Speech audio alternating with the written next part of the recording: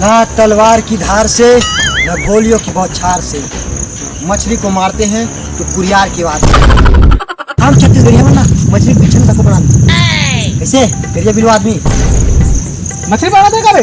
मार कसम भाई मोर खानदान में आज तक कोनो मछली खाबे नहीं कर पकड़ी खा ले तो बोल स्टेज सेट कर दे करिए बिलो हाउस देख बिल्डर हम जवान को तेरी फंसे साले हो ओला मार ओ गीस ना